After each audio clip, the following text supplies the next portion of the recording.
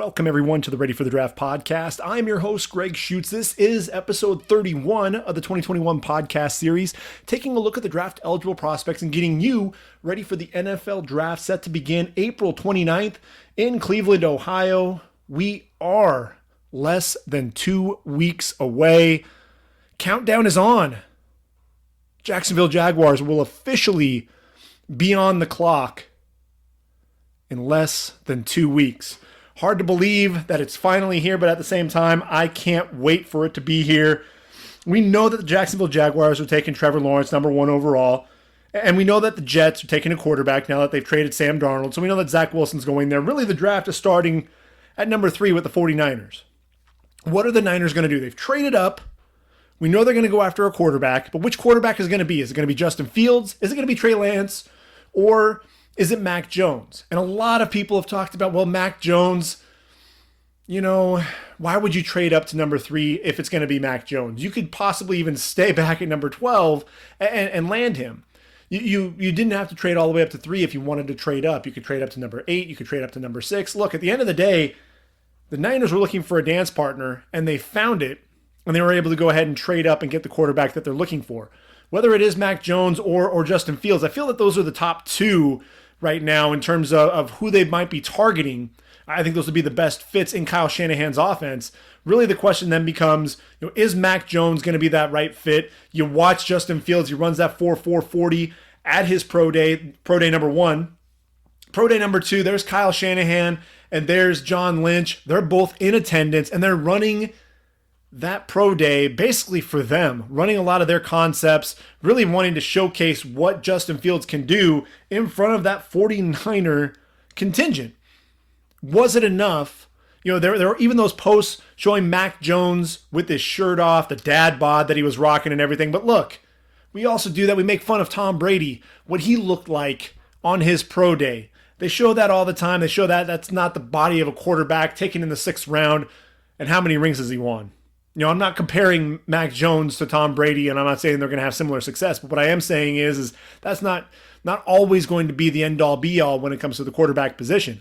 And the thing that you have with Mac Jones that he does do very well is that processing of information, the preparation, and then the ability to know where he's going to go with that football, and that mental makeup, understanding where to go.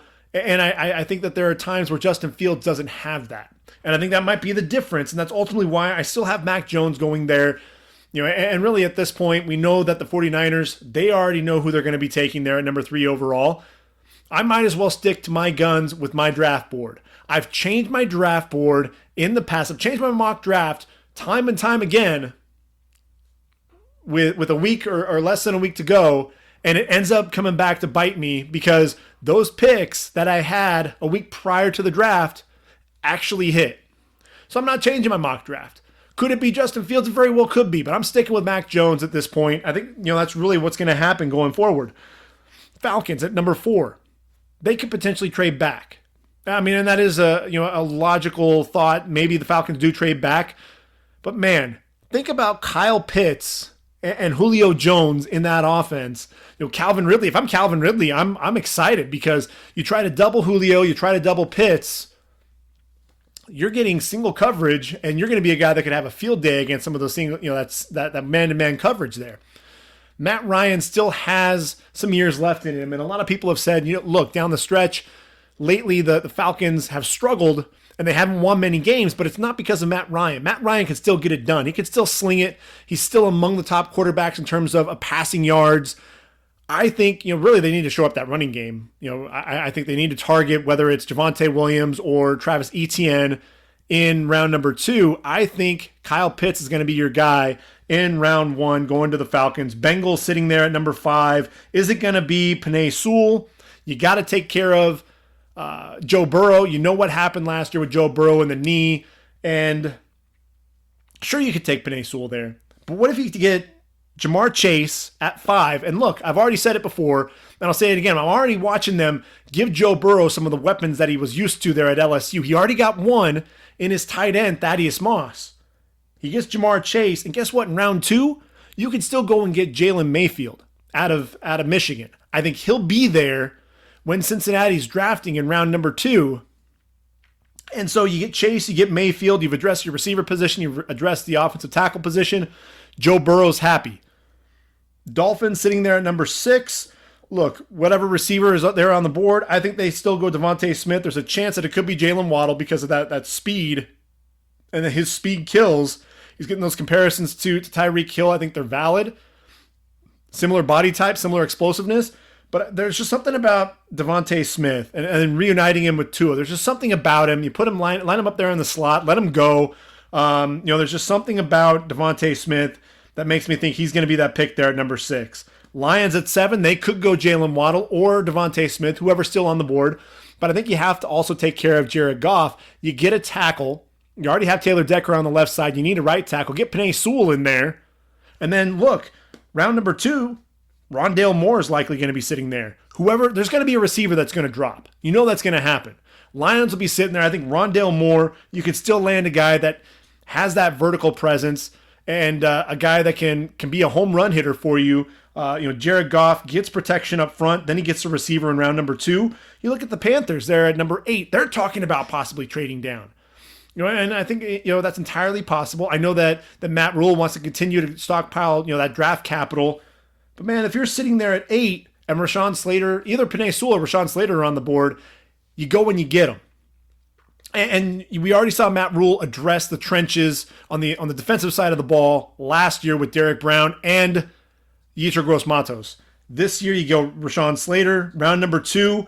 Go ahead and get Sam Darnold a weapon. Get Pat Freiermuth. You need a tight end. Look, Carolina's needed a tight end desperately ever since Greg Olsen left. Get Pat Freiermuth, get Baby Gronk in there as that weapon there at the tight end position. Broncos sitting there at number 9. Could they go with the quarterback? I think that's probably where a team is going to trade up to get Justin Fields. I actually have Justin Fields going to the Patriots there at 15. I think that makes a lot of sense to me. I think the Patriots ultimately need that future at quarterback. Patriots trade up, and Micah Parsons ends up falling to the Broncos. I think the Broncos need an inside linebacker. They didn't really address that position. Both Josie Jewell and Anthony Johnson are going to be free agents at the end of the season. I think that's who you end up targeting there. And we're going to talk about Micah Parsons here in just a second. We're going to get into the Cowboys at number 10. Could they go offensive line? Sure, but they really need to address that defense. Get Patrick Surtain. Let's not mess around. Get a corner on the outside. Have him team with his buddy there from Alabama and Trevon Diggs. You can still get a guy like Liam Eichenberg at offensive tackle to ultimately be groomed to be Tyron Smith's replacement there in round number 2. So then who's getting Trey Lance? Where's that going to happen? I think the Bears. The Bears, to me, make a lot of sense. You've got 2 veteran quarterbacks there in Andy Dalton and Nick Foles, neither of whom, they're both bridge quarterbacks, neither of whom are going to be the future of that franchise. And if you're Matt Nagy and Ryan Pace, you've got one more shot to resurrect this team or you're out. Get a quarterback, get Trey Lance, do whatever it takes to trade up in the draft and get a quarterback. And that may actually buy you a couple of years because, look, you're going to be grooming this guy, this replacement, for, if you will, for Mitchell Trubisky, and you got 2 guys that he can learn from, and eventually you'll be able to go ahead and plug Trey Lance in there. Hopefully they'll be around to see that happen, but you got to pull the trigger. You got to do something big, and I think the Bears, they're really on their last straw. Matt Nagy, Ryan Pace, go ahead and get your quarterback, trade up into the draft and get that. But I talked about Micah Parsons, and I said that we were going to talk about him here in a minute. That's because episode 31 is dedicated to the linebacker position.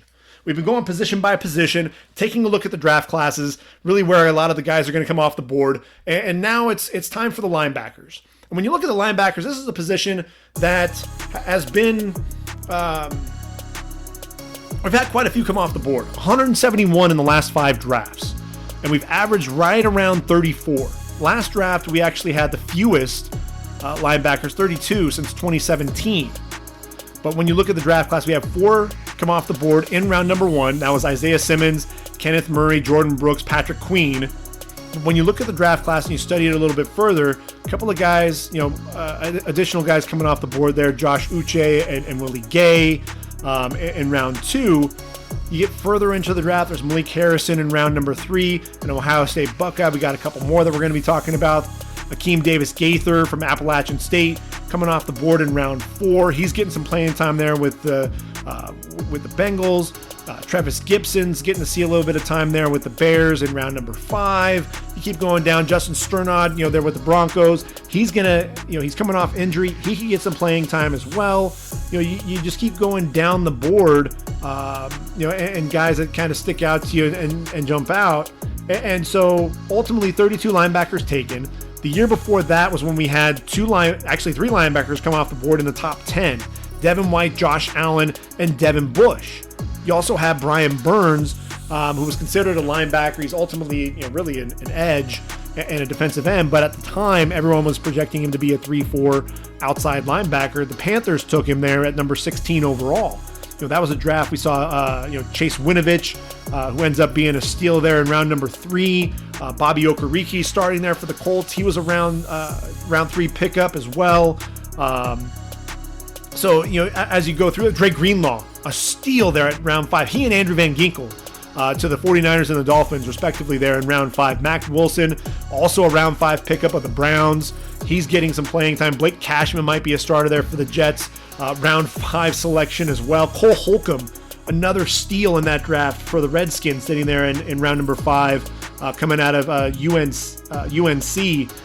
So there are guys to be had. Look, Ty Summers was a surprise there for the Packers, 7th round selection there in 2019. So there are positions to be had, guys that you can end up taking there at the linebacker position in all 3 days that can end up making a difference for an NFL franchise. So the real question is who's going to come off the board first at the position, and then how many guys are we going to see come off the board in round number 1? For me, when we look at the linebacker position, I think the first guy you have to talk about is Micah Parsons. He's 6'3", 246 pounds. He's a polarizing guy. He really is. And the reason being is, yes, he had some of that off the field immaturity, talking about potential hazing and things like that. And end of the day, what you've got there with Micah Parsons, 2018 freshman All-American, led the team in tackles, even though he only started one of Penn State's 13 games. Led the team in tackles again as a sophomore with 109, 14 going for loss, 5 sacks, 5 pass breakups, tied for 4th in the FBS with 4 forced fumbles. He was a first-team All-American, first-team All-Big Ten selection, conference's linebacker of the year. Big things expected in 2020. Pandemic hits. He opts out to prepare for the draft. We know that he's an elite athlete. Ran a 4.39 40. So you know that this guy has the explosiveness. And here's the thing, he came to Penn State as an edge rusher, a defensive end, and a guy that can pin his ears back and get after the quarterback. He's still learning the linebacker position. And I want to call out the fact that Devin White was the guy that was still learning the linebacker position at LSU. He was a playmaker. He was a guy that everyone was talking about, and we see the type of impact he's making now for Tampa. And I look at Micah Parsons. I think you're talking about the same type of deal. A guy who is continuing to learn that linebacker position, and a guy that I think is going to end up developing into a very nice pro. Say what you want about him, getting lost in coverage, what have you. You talk about traits. The traits jump off the board. The lateral agility is impressive. You watch him bouncing from gap to gap, searching for the ball, changes directions on a dime, effective as a wrap-up tackler in the hole. Look, he's going to bend coming off the edge, let him pin his ears back and come after the quarterback. That burst, bends off the edge, flattens out to the quarterback in a hurry. Does have that athleticism to handle man coverage. He'll get lost in coverage, but look, that level of production and the flashes of that star potential, he's still learning. And that's the thing. Devin White was still learning that position. He still came off the board in the top 5. And is one of the best young linebackers in the league. I'm looking at Micah Parsons. He can be the same thing for Vic Fangio and the Broncos. Look, if Fangio, just get him into the building and coach him up, and eventually you're going to have that guy that's going to be a stud playing that off linebacker who on third downs, you're going to let him just turn him loose and let him get after the quarterback. So to me, Micah Parsons, the Broncos, that just seems like a match made in heaven. The Giants know him well. They need an inside backer as well. Could he fall to 11? It's entirely possible. But look, he's one of the best players out there in this draft. You got to, especially on the defensive side of the football. So I think, the Broncos, especially if they trade back, I think they have to target Micah Parsons if he's there on the board. The next guy that I'm looking at is Azeez Ojulari. out of Georgia. Look, 6'3", 240 pounds, the junior. This is more of an edge rusher in a 34 defense. I'm looking at Miami at 18, and I think it makes a lot of sense. Look, Ojulari, we know he's twitchy, tremendous change of direction, the flexibility to turn the corner in a hurry. Once he gets to that edge, flattens out, then you see that acceleration to get to his quarterback. Look, Peach Bowl against Cincinnati, 3 sacks, took over that game. Desmond Ridder really didn't know what the heck was going on. He finished 2020 with 9.5 sacks, including at least 1 in 3 of his last 4 games. And look, not only is he bending off the edge, but he also shows good hands to slap the offensive tackle's hands down, rip through on his way to the quarterback. And then when he gets there, he's not only looking to bring him down, but he's also looking to make an impact by going for the football. Separates him from a lot of edge rushers because he's able to do that. And, this is a guy, I think, that athleticism allows him to maintain inside leverage against run plays, really take away those cutback lanes, spilling the running back to the outside. And he wasn't really asked to drop into coverage that often. So I think there is going to be some development there. But look, when you're looking for edge rushers, there are few like Azeez Ojulari who can just pin his ears back and get after the quarterback with that type of athleticism and explosiveness. When you're talking about inside linebackers, Jeremiah Owusu-Koramoah, he's 6'1", 221 pounds out of Notre Dame. This is a guy, you look at him, he looks a little undersized, but he is that new age NFL linebacker. And what I love about Owusu-Koramoah, JOK for short, is he does a little bit of everything. This is a guy who can line up in the slot and take on those receivers if you need him to.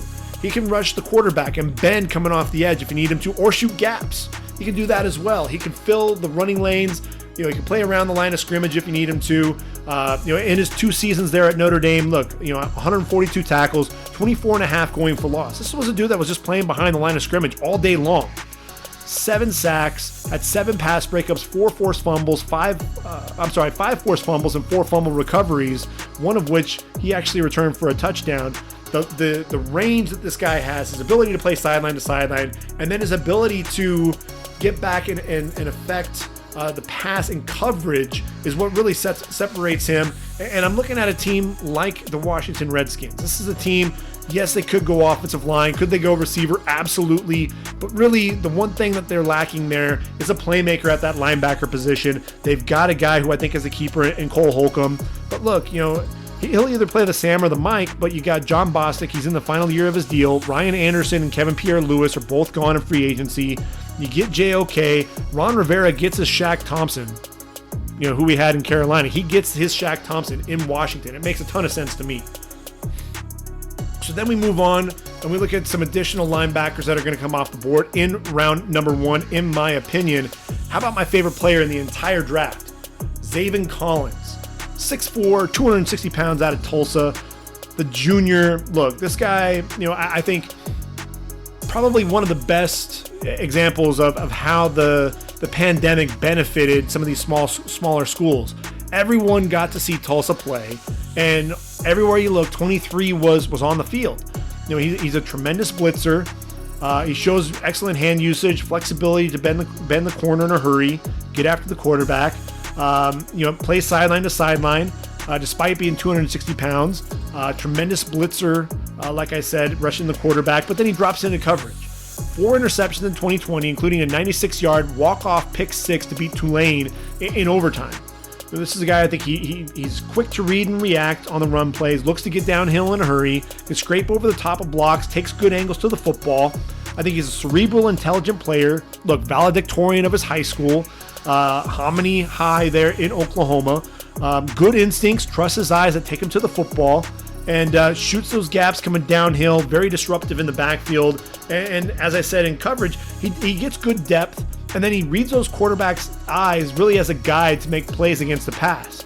He does struggle with missed tackles, 37 over the last 3 years according to Pro Football Focus, and then he's inconsistent at times taking on blocks, because there are times where he'll let that offensive lineman get his hands into his body, really making it difficult for him to disengage. But that skill set for him allows him to be effective as either a Mike or a Will. And I'm looking at Cleveland. They need to get an upgrade over Sione Takitaki, in my opinion. And I think Zaven Collins could be that guy to do just that. So we talked about Jason Owe last week in the last podcast. I think he'll end up being a 34 outside linebacker there for the Ravens, coming off the board at number 27, be that edge rusher. And same goes for Joe Tryon there for Washington. I think Tampa sitting there at 32. Look, they could use another edge rusher. You already have Jason Pierre-Paul and Shaq Barrett. Bring in Joe Tryon, and you've really looked at the future whenever Jason Pierre-Paul decides to hang it up. But the next true linebacker that we're talking about, I actually have him coming off the board to KC. He can go, come off the board in the mid-teens, and that's Jamin Davis. He's 6'4", 234 pounds. Another guy who's a tremendous athlete. Ran a 4.4 140 at his pro day, which is unreal. Saw a real uptick in production this past season, racking up 102 tackles, 3 interceptions, just 10 games of action. Maybe one of the top covered linebackers in this draft, matching up with wide receivers in the slot, running backs taking off up the seam, tight ends firing off the line as well. Does a good job jamming that outside shoulder whenever possible to force the receiver to the inside, and then has those hips to turn and run with the receivers. If you saw that film against Tennessee, able to get depth and flash into the throwing lane to pick off Jared Guarantano, extending that right hand as the ball was thrown inside, and then from there, use that speed to take off for an 85-yard pick six. And then imagine that's 6'4", 234-pound linebacker with a 42-inch vertical leap, jumping into that throwing lane. He covers a ton of ground. But then that versatility also on display in the Gator Bowl this year against NC State. On one play, he gets to the quarterback coming downhill for a sack. Then the next play, he's getting lateral to the perimeter to drop a running back in space for no gain. Just tremendous job maintaining gap integrity, takes away those cutback lanes against the running back, effective in slipping underneath blocks to make a play on the ball carrier as well. You see that lateral quickness, talked about that with a couple of other guys, able to scrape over the top of blocks, can stack and shed as well with ease. Really good job in backside pursuit, and good timing as a blitzer as well. So look, this guy has a motor that never quits, tremendously active playing sideline to sideline. And I'm looking at Kansas City. If they want to elevate their defense, they lost Damian Wilson. You've got Anthony Hitchens at the mic, and Willie Gay is probably going to play the will. I think Jamin Davis, you bring him in, and that really solidifies that linebacking core there in KC. So you move on to round number 2, and there's a key linebacker that I haven't mentioned yet, and a guy that should come off the board fairly early on day 2, and that's going to be Nick Bolton there out of Missouri. And what you love about Nick Bolton is he's a extremely productive volume tackler, racked up nearly 200 tackles in the last 2 seasons alone, flies to the football, takes the right angle to the ball, terror behind the line of scrimmage, racking up 17.5 tackles for loss in his career. Also showed off surprising ball skills with 16 total passes defended.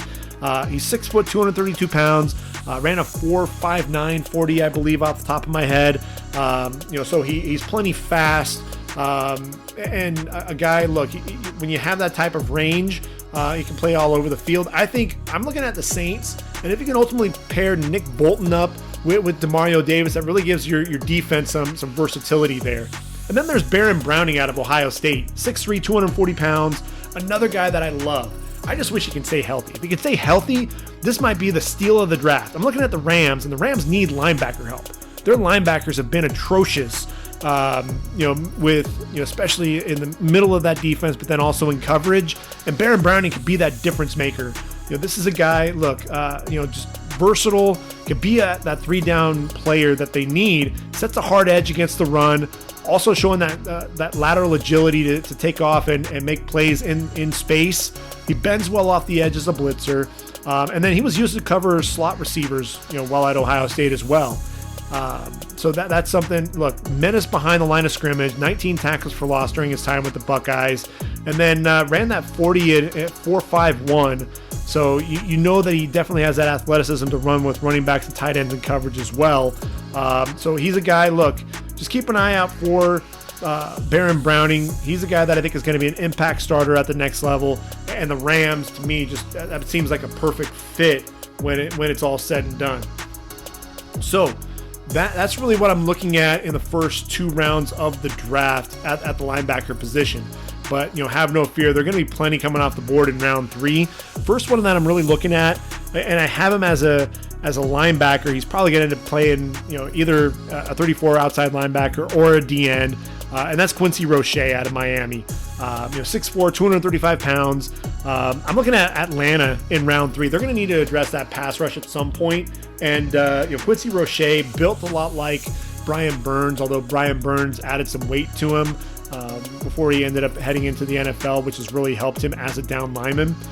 If Roche doesn't do that, he's going to have to be a 34 outside linebacker, but very explosive, extremely productive, 30.5 sacks with the Temple Owls and the Hurricanes. Struggles to get off blocks, which is why I'm thinking he needs to play in space and take advantage of his elite athleticism, but definitely a guy who has a motor that never quits getting after the quarterback.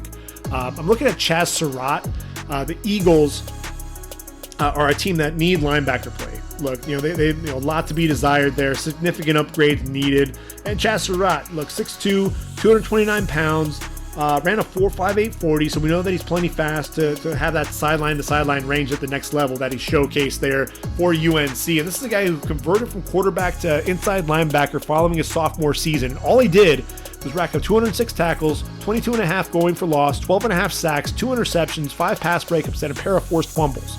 So those quarterback instincts allow him to play fast, diagnosing the plays in a hurry, flowing to the football, times those blitzes well, does an excellent job reading those quarterbacks' eyes when he drops into coverage as well.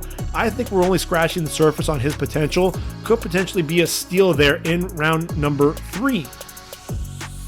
Which leads us to Dylan Moses out of Bama.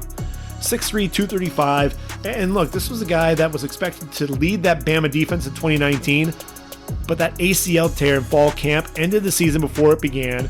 And he shows up in 2020, showed tremendous leadership skills, but what he lacked, was explosiveness that he showed as a sophomore. And really, as it turned out, he said that he was still reeling from the effects of that knee injury, wasn't 100%, still showed some speed to play to the sideline, had a nose for the ball coming downhill, looking to deliver a big hit. But look, the biggest thing was he got lost in coverage, and I think that's really him, playing out of position. I look at a team like the Dallas Cowboys, let him play, possibly as a will, and let him fly around to the football, and you may actually have something. Don't have him playing the mic, playing inside. He got lost when he was dropping into coverage, and he was missing guys that were running, over the middle quite a bit. But allow him to be that linebacker, a chase linebacker, a guy that can make plays in space, and I think you may have something there.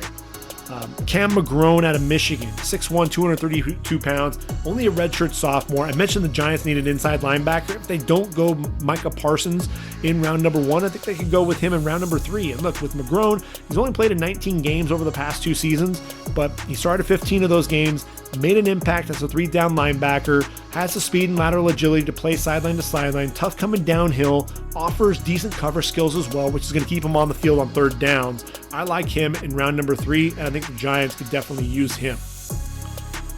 Which then takes us, as we continue through the linebacker rankings, I think we're pretty much at, as I'm looking at my 3rd round mock, we're basically made it through the linebackers at that point, which then takes us on to round number 4. And really now we're starting to get into day 3. And the day 3 consideration, you're looking for guys that have that have that potential to be a playmaker. And I think one of those guys is Hamilcar Rashed.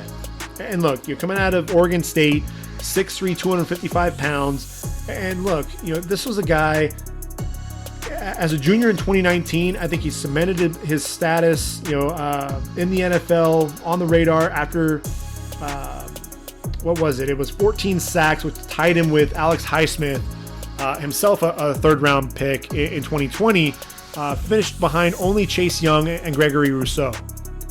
And so when you look at that, that's pretty darn impressive. This is a guy that, could make plays in the backfield, had 12 tackles for loss. And so you're looking at him and you're like, all right, Rashed's definitely a guy to watch out for in 2020. Here's what ended up happening. He struggled to make that same impact in 2020. Managed just 23 total tackles, 2 tackles for loss, didn't get a single sack in the 6 games that the Beavers played. Significant drop in production. I think that means that there was a hit to that draft stock, which is why I think he's going to fall to day 3. I thought teams keyed in on him. He struggled to set a hard edge against the run, and basically was a step slow getting to the quarterback as a result. And so he limited his effectiveness overall. And so I think a team like the Chargers that's going to look for an outside linebacker that can get after the quarterback, at least as a situational pass rusher to start out, round 4 makes a lot of sense to me.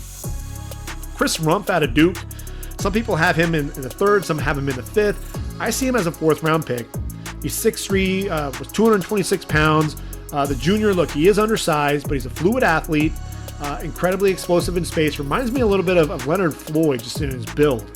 Quick get off, bends well coming off the edge en route to the quarterback. Totaled 17.5 sacks in his career with the Blue Devils. Improved those sack totals in each of his 3 seasons as well. So it wasn't like there was just a splash year or anything like that. He continued to improve in his ability to get after the quarterback. A team like the Texans, they could use some help. Whitney Merciless can use some help getting after the quarterback. So round 4 makes some sense there with Chris Rumph. The Raiders, they need linebacker help. How about a guy like Pete Werner? Werner has a chance to end up being a 3rd round pick. I think he'll ultimately be a 4th rounder though. 6'3", 239 pounds. Another guy like Baron Browning.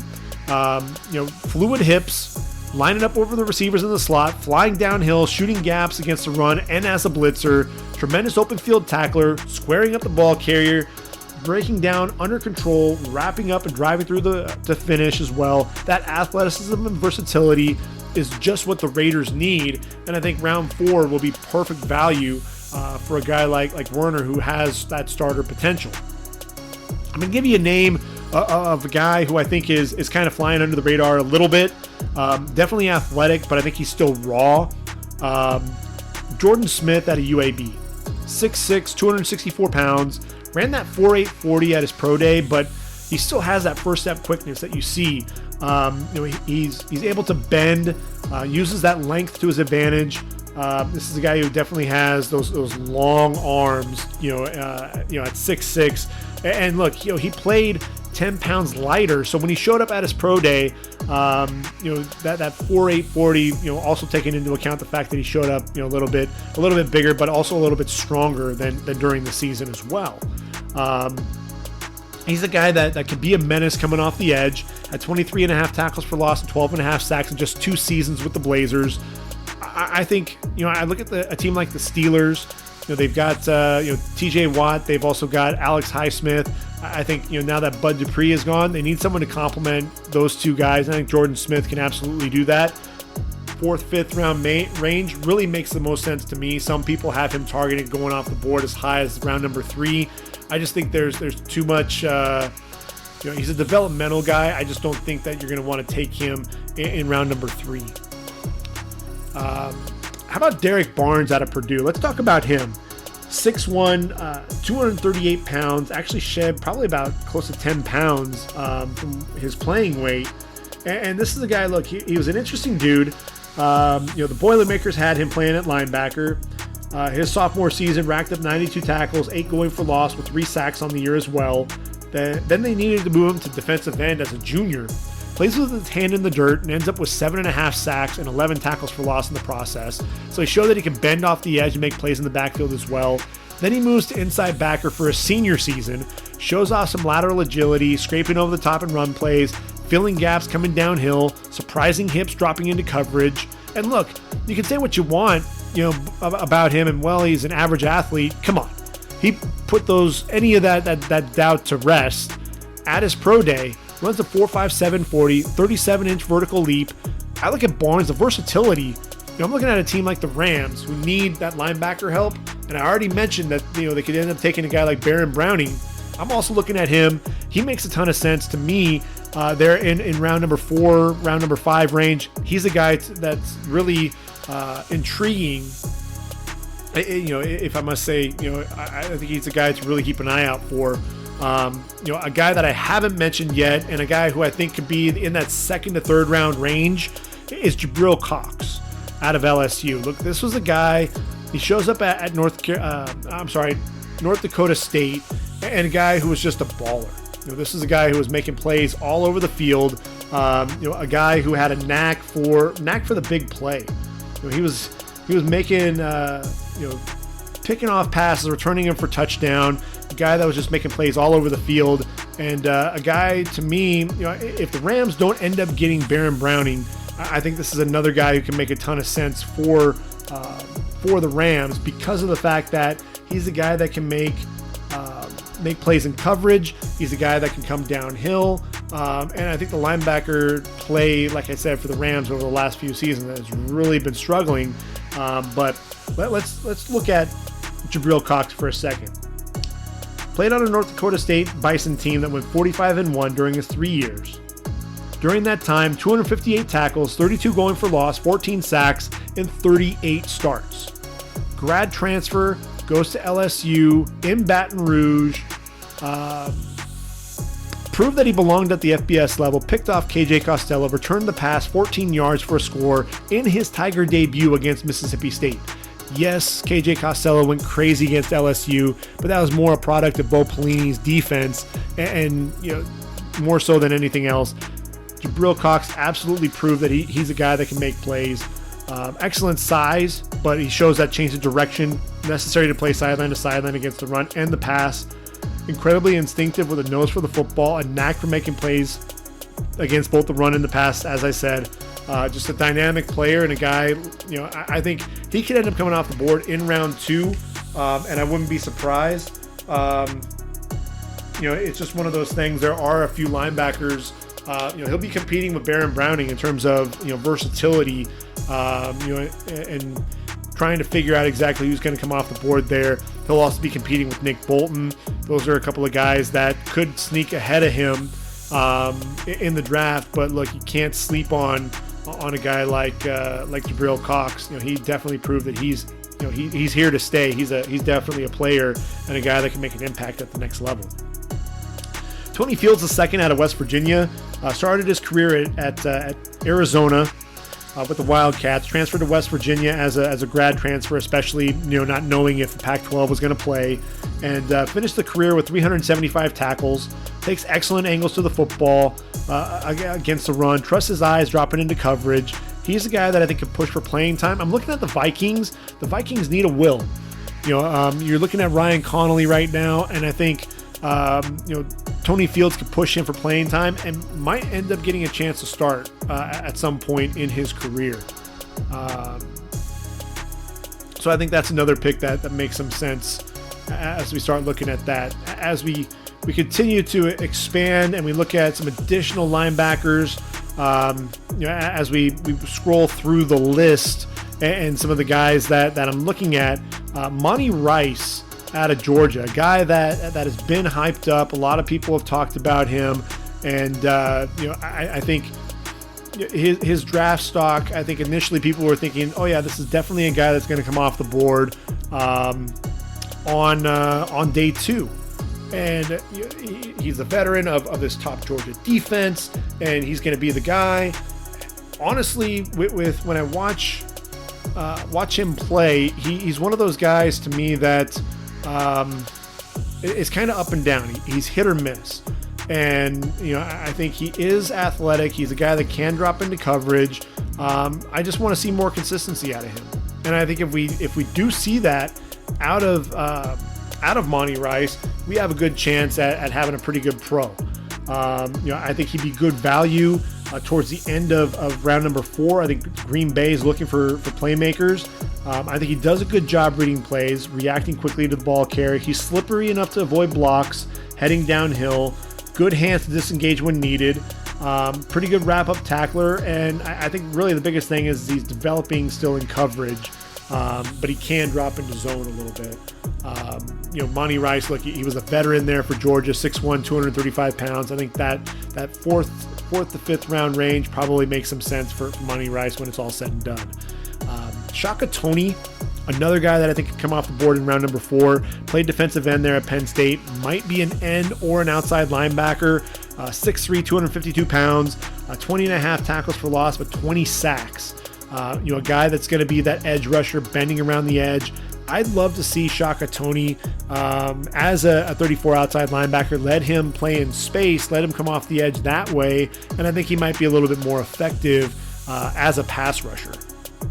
Another guy who's going to be a little underrated, but a guy that I think is just a heady football player, and that's Riley Cole out of South Alabama. 6'3", 225 pounds, a veteran player. Look, this past season, 96 tackles there for the Jaguars, 6.5 going for loss. Leader of the defense, a guy that you could probably pick up in the later rounds, and one of those intelligent players who can end up finding his way onto the football field. Another guy who's going to be a thumper for you, battling some injuries during his time there at Auburn, KJ Britt. He only played in 2 games this past season due to injury, but look, 6 foot, 243 pounds. He's a thumper coming downhill. Had 10 tackles for loss in 2019, 3.5 sacks on the year as well. But what you think about in 2019, what did you have there in the middle in 2019? You had Derrick Brown, and that's the biggest thing. That's really a credit to Derrick Brown, having that presence on the interior that allowed him to really play freely and fly around to the football and make plays. That's something that he's going to need, I think, in front of him to really be a playmaker, is to have a strong presence there at defensive tackle that's going to eat up some of those blocks. Patrick Johnson out of Tulane, an edge rusher there for the Green Wave. I think, this is another guy, look, 6'3", 255 pounds, 21 sacks in his career, 11 pass breakups, 6 forced fumbles. I like the length to him. I like him, his ability, like I said, getting his hand into the passing lane. Had 10 sacks as a sophomore with 5 pass breakups. That was really his banner year, and he's really never quite matched that level of production. Although his senior season, 11 tackles for loss, 7 sacks to go along with a couple of forced fumbles and a couple of pass breakups. Probably, he was getting closer to that, but just wasn't able to quite get over the hump. But I look at Patrick Johnson, let him play in space, let him be a 34 outside linebacker. I think about Uchenna Nwosu, who was a guy who just always got his hand up in the passing lane, knocking passes down left and right. I think Patrick Johnson could potentially be a player like that, but I think he'll probably end up being a 5th, 6th round player when it's all said and done. Ernest Jones out of South Carolina was an intriguing guy, 6'2", 230 pounds. I think he ran in the 4.6s. A guy that, look, over the past 2 seasons there for the Gamecocks, 183 tackles, volume tackler.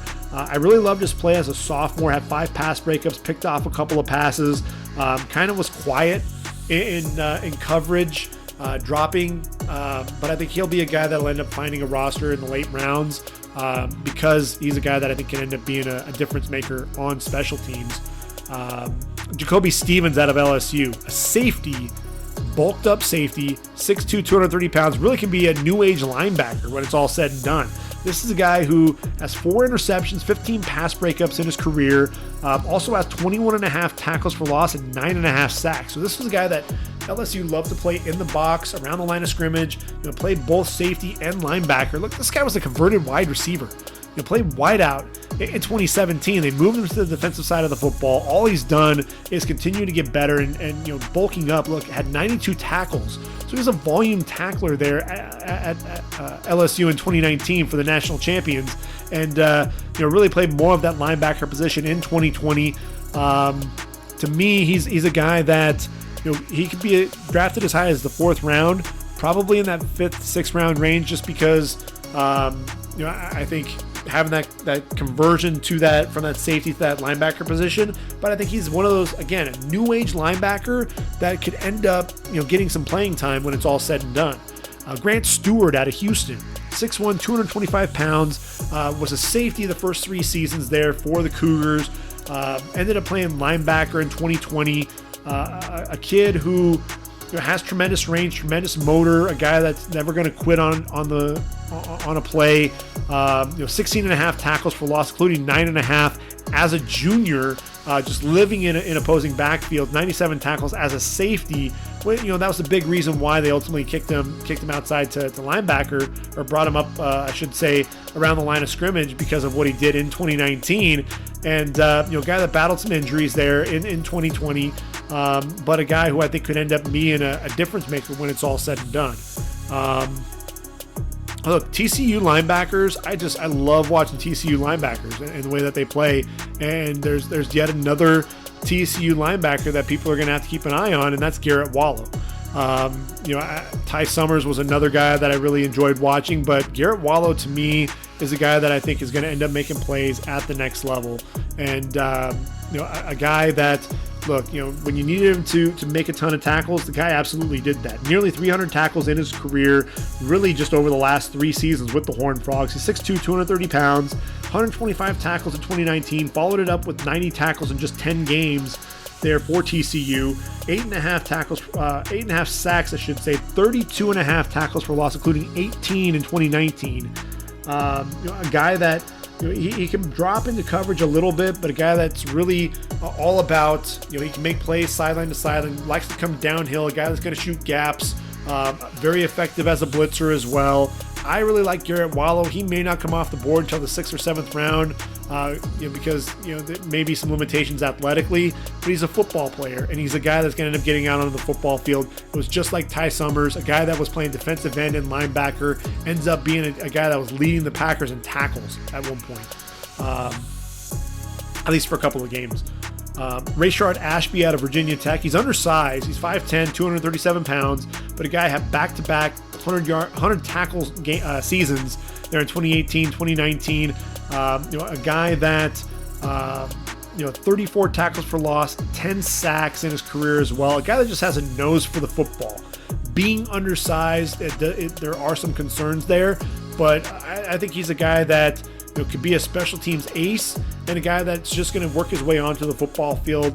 I think that 5'10", look, there have been guys that have been shorter at that linebacker position and have been able to make plays. I think of London Fletcher, he was a guy that, I think they said he was 5'10". He's probably more like 5'8", 5'9", but a guy that just made plays all over the field. Zach Thomas was a guy that wasn't the tallest, but a guy that was able to make plays. And when you've got a nose for the football and you have that type of instincts, look, 17 tackles for loss in 2019, you're doing something right.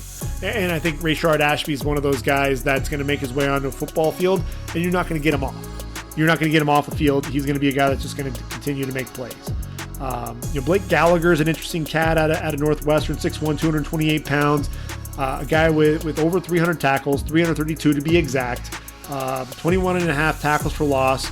A guy that, another volume tackler. The biggest thing is I think he struggles a little bit in coverage. I think that's where he might only be a two down linebacker, but a guy that, again, has some pretty good downhill capability. The other guy that played with him there at Northwestern is Patty Fisher. And the thing with Patty Fisher that you like is he can be an intelligent player, a volume tackler, a guy that's just going to rack up the tackles, and you love the way that he plays, just all out all the time. Like I said, an intelligent player. The problem is he ran that 4.9 40, and you just worry about the speed. So this was a guy, what's crazy is he was once thought of as a guy that could potentially be a first-round pick. I mean, look, he looks the part. He's 6'4", 240 pounds.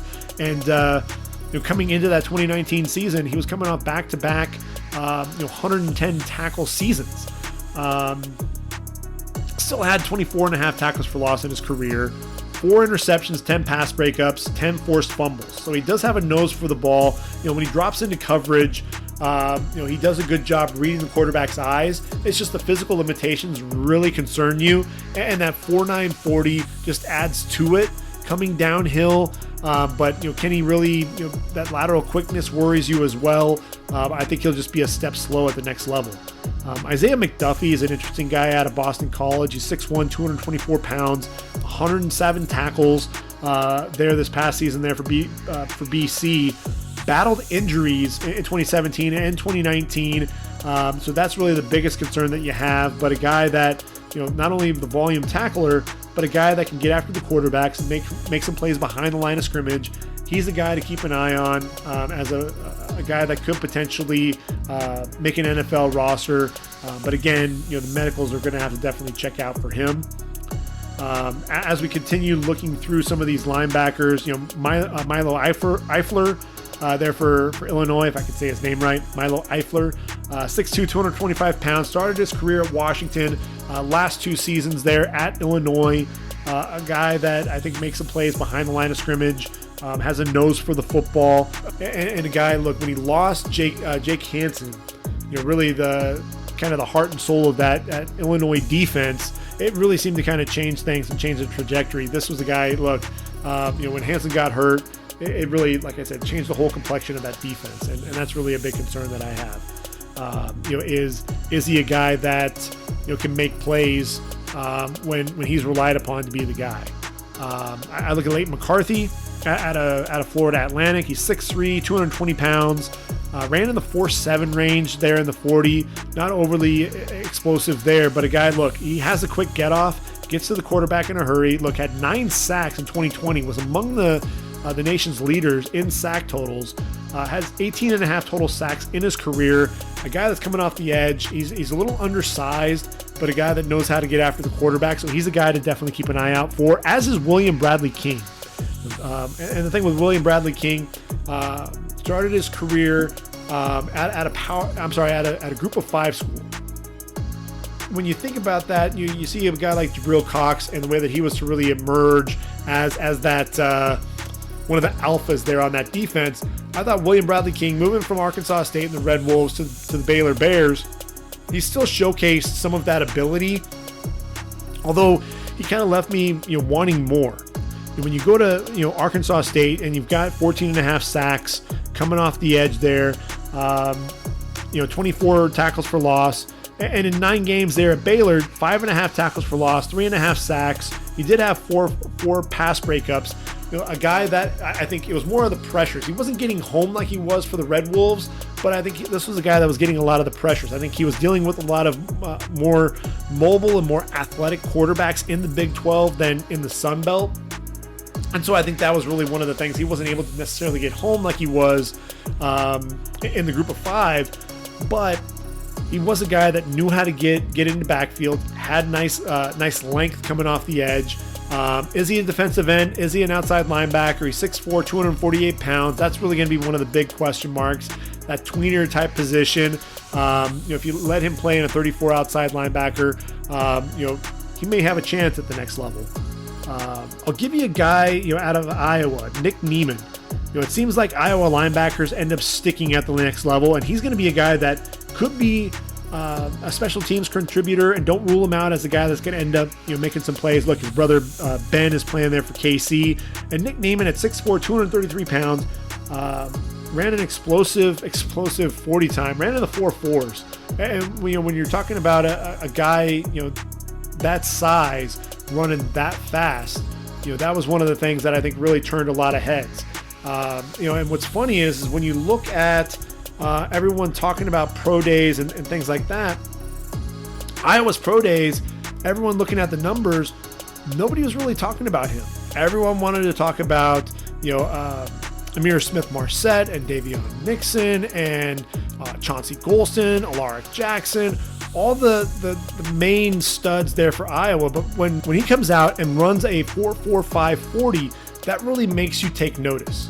And that's one of the things I think when you look at it, Nick Niemann, possibly a 7th round pick, but a guy that I think can end up being a special teams ace and a guy that can find his way onto a football field sooner rather than later, making some plays at that linebacker position. And I'll give you one final guy to keep an eye out for as a potential steal. May not get drafted, may end up being an undrafted free agent, but a kid coming out of Concordia. His name is Chris Garrett. He's 6'4", 245 pounds, 48 and a half tackles for loss, 36 and a half sacks in his career. A guy that just had a nose for the football, a guy that liked to get into opposing backfields and was a menace getting after the quarterback.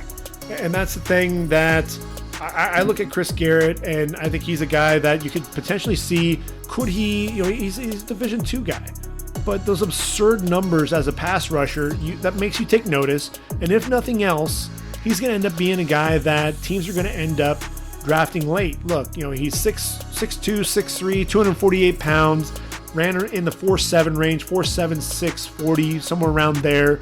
But a guy, look, when you can get after the quarterback and you have that motor just flying off the edge, he doesn't hesitate. When he sees it, he reads, he reacts, and goes. But he's one of those guys you worry about, being able to get off blocks at times with him. Kind of has that narrow frame to him, but a guy that, look, he's going to continue to work, uses his hands really well, and loves to, he wins with speed. And so that's the thing. He's a guy that could end up being on a practice squad. Stash him away and allow him to develop, really work on that pass rush repertoire, really get that his ability to come off the edge, because that effort is absolutely going to be there. The first step quickness is absolutely going to be there, and you can't deny that production. He's a guy to keep an eye out for him. He might end up getting drafted when it's all said and done. Likely a priority free agent, a guy that you can throw out, like I said, on that practice squad and let him go to work. A couple of extra guys just to throw out there that I think are worthy of being talked about. Max Richardson there at Boston College, 6 foot, 230 pounds. He and Isaiah McDuffie were two guys there at that linebacker position that were among the nation's leaders in tackles. Back-to-back seasons. Actually had 107 tackles in 2019, 99 in 2020. So one tackle shy of hitting triple digits, in back-to-back seasons. But look, 22 tackles for loss during that time and 7 sacks.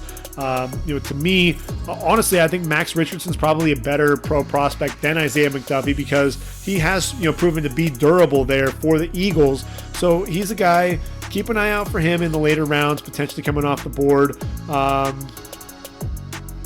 He's a guy that I think could end up making some plays.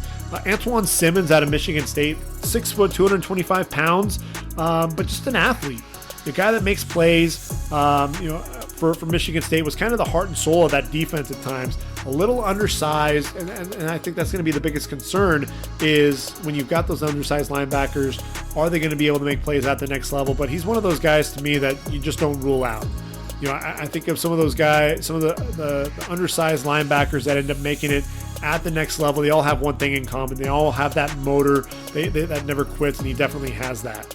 Last guy to mention is Charles Snowden out of Virginia. And look, just based on his size alone, he's going to get drafted. He's 6'7", 240 pounds, tremendous length. But what worries me with him is, he has 191 tackles in his career, 30.5 tackles for loss, 15 sacks. He's improved his sack totals in each of his 4 years there with the Cavaliers, 15 pass breakups as well. But I worry about the change of direction. I worry about, because of that length, can he play in space? I think he's taking advantage where he can with using some of that length and coming downhill. He may be a guy that might end up having to kick inside and be a defensive end in a 43 defense because I don't know that he can play in space, and that's really the biggest thing that I worry about is he can drop into zone, but if you ask him to be a man-to-man guy, I just don't know that he's going to be able to do that. I don't know if he's going to have the foot speed to be able to do that. When you're 6'7", out in coverage, you're going to be a little bit stiffer in the hips, and that's one of the things that I worry for him. But there is a place for him at the next level. He's a guy that can make plays behind the line of scrimmage. A guy that can come off the edge, offer some pass rush ability, and another guy that has those longer arms. But I think he'll end up being a late day 3 pick because of some of those concerns from an athletic perspective. So those are the linebackers for me to really keep an eye out for in the 2021 draft, which again, less than 2 weeks away. The countdown is on. We still have the defensive backs that we need to talk about. We're going to talk about corners. We're going to talk about safeties. Patrick Surtain, we know, is going to be the number 1 corner coming off the board. Or is he? My number 1 corner is actually J.C. Horn, and we'll talk about why. Caleb Farley, a lot of people love him as their number 1 corner. The injury concerns They say that he's got a clean bill of health. I still think those concerns, because look, he had the back. Before that, it was the ACL. So there are some injury concerns there. Durability has to be a concern. Greg Newsome, a guy that's climbing up boards. He's a guy that I think could be a first-round pick and a guy that's going to see the field early. Ifeatu Melifonwu, look, 6'3" corners. You don't see that very often. Moves very well for a guy his size. Eric Stokes ran that 4.2, 440. You got to keep an eye on him. His running mate, Tyson Campbell, 6'2", 185 pounds, running a 4.37 40. Couple of athletic freaks there for Georgia. You're going to see them come off the board on day 2.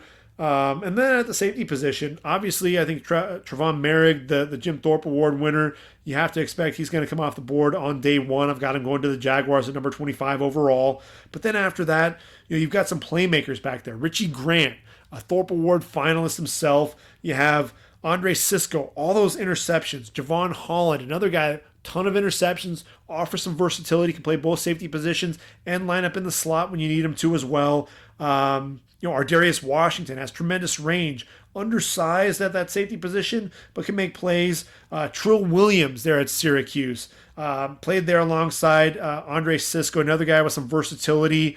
There are guys you can look at all 3 days. Look, you can possibly get a guy like Talanoa Hufanga in day 3 in that 5th to 6th round range. Maybe a little limited athletically, but a guy that he flies around to the football, reckless abandon, heat-seeking missile.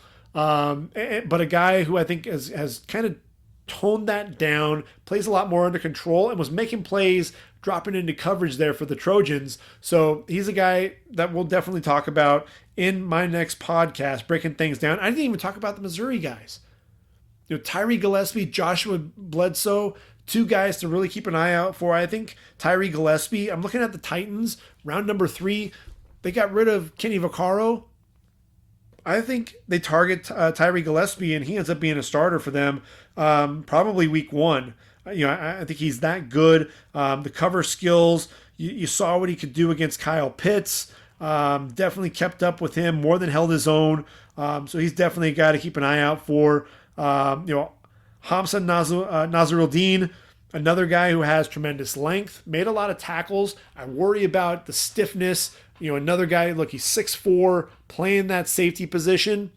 He may end up having to play a linebacker spot at the next level. That's why I like what Jacoby Stevens did, ultimately moving to that linebacker position. I know that part of that switch was there at LSU, but I think it really makes sense. You have him at that linebacker, a hybrid position. He can cover running backs and linebackers.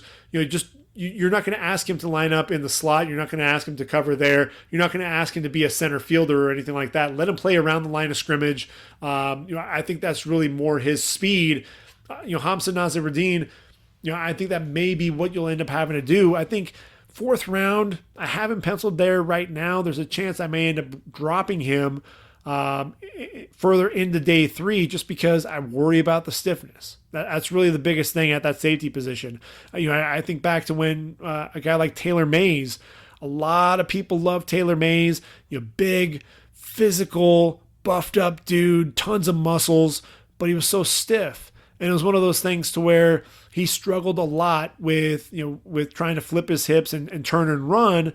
And, a guy that could really be effective coming downhill. But if you asked him to turn and take off and run, that's where he really, he was exposed and was a liability. So that's the big concern that I have. Another guy that I think of was Cody Pruitt, a guy that made a lot of plays there for Mississippi, but again, another guy who had some stiffness in his hips, didn't really translate to the next level. So as you're looking at some of the safeties, that's one of the things that you really have to figure out is who do you have? Who are the guys that are going to play around the box, guys that are going to come up and hit you? Who are the guys that are going to be your center fielders, the guys that can come in and be versatile, can line up in the slot, can be cover guys, and then the guys that can do it all. Guys like Trevon Merrick, those are the guys that are going to come off the board, in the first 2 days of the draft. I think Richie Grant's another guy. I think he'll end up being the number 2 safety taken when it's all said and done. But there are going to be definitely some guys that we're going to be talking about in the secondary. And then from there, We're going to try to take a look at as many of the teams and their draft needs leading up to the draft. So again, we're going to have some podcasts thrown your way every couple of days leading up to the draft on the 29th, taking a look at the different teams, what some of their draft needs are going to be. I've got a mock draft that I'm working through. I'm going to release it, going over the first 5 rounds of the draft. So really what we'll look at is each team and some of their projections for the first 5 rounds of the draft here coming up as well. And then just a couple of days, possibly even the 28th, I'll release my final mock draft. We'll go through it. It'll be essentially the same mock draft that I have right now, but we'll go ahead, we'll take a look at it, we'll talk about why that first round looks the way that it does, and we'll see what happens there on the 29th. And then after the draft, 29th, 30th, and May 1st. May 1st will be day 3 of the draft, rounds 4 through 7. We'll come back and we'll go ahead and break down each team and their performance in the draft. Take a look at their picks. Take a look at what gaps they filled in.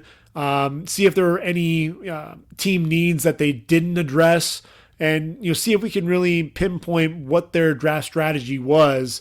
There are some teams that you look at and you're like, I don't even know what they were trying to do here. They didn't address any of the needs that people were identifying. So that's part of the fun too. We're going to go ahead and take a look at what these teams did in the draft here in the first couple of weeks of May, and then we'll go ahead and we'll call it a day. We'll end up taking a first look at the 2022 draft, and then we'll go ahead and go on hiatus for a couple of months, and we'll do it all over again, and we'll start talking about that 2022 draft, and that'll probably pick up there in the middle of August as we get ready for the 2021 college football season. So that's kind of giving you a roadmap, a road ahead of what we're looking for, and be on the lookout in a couple of days. We'll be talking about the secondary here before we know it. So for ReadyForTheDraft.com, this has been the Ready for the Draft podcast. I've been your host, Gregg Schutze. Draft is right around the corner, everyone. Can't wait. Enjoy your week. Take care. And until next time, I am out of here.